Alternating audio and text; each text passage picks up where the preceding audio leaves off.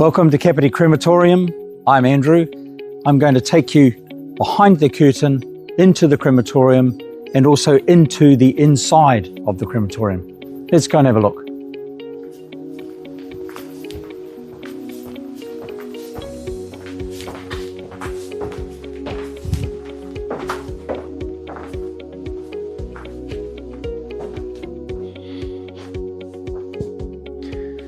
Come behind the curtain.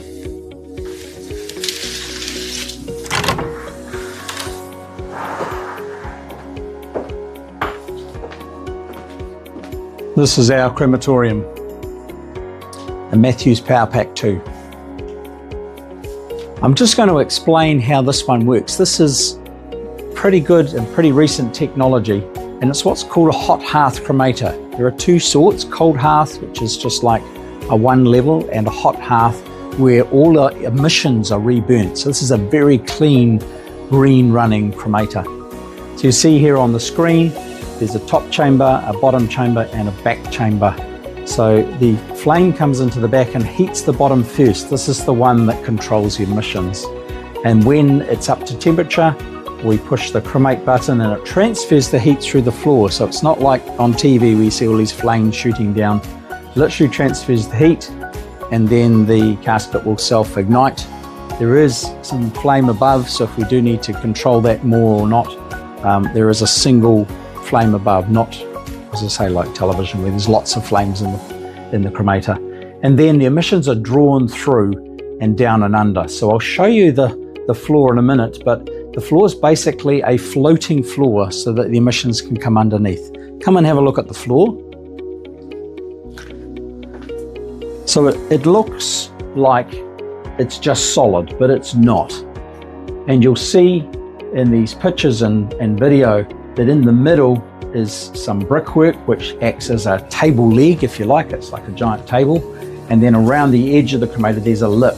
So what they do is they build two little wooden tables on either side of the brickwork, pour this concrete pad that you can see, our floor we call it, even though it's floating more like a table. And then of course first cremation burns away that wood underneath, so you're left with this concrete sitting on the brickwork and in the grooves.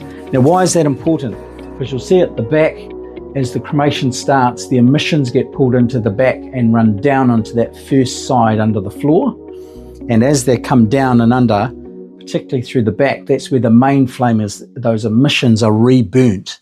And as they come through the floor, the heat keeps burning those emissions. They run through, you'll see on this side, on the left-hand side, there are some extra bricks. Now they're called baffles, but what they're designed to do is just pull the stream through and tease it around so that it will open up any smoke that's still left at that point. And again, it gets reheated as it goes through to the very back.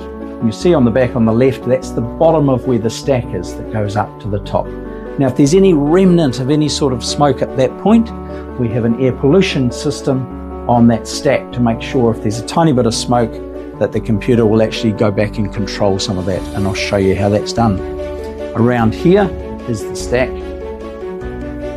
So it's run through the bottom of the cremator and up through the stack, and if there's a tiny remnant of smoke, so this is the camera here on the left, and that runs through a hole in the stack, which then goes through to the other side where there is a sensor, and that sensor, if it sees any smoke, there's no glass in between, it's just a hole, that will then tell the computer to change the air. Now if it's a little bit dark, it'll control more gas. If it's a little bit light, it'll control more air. So let's show you the casket loading into the cremator.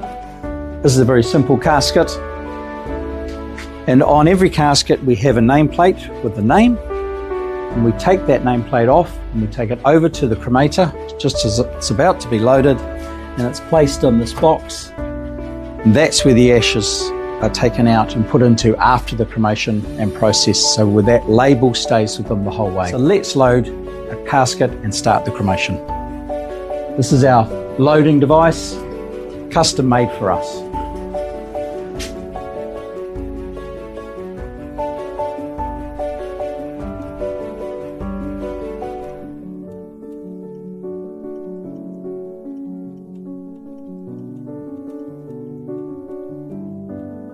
So if you want to know more on this, go to our website www.kapiticoastfuneralhome.co.nz/blogs.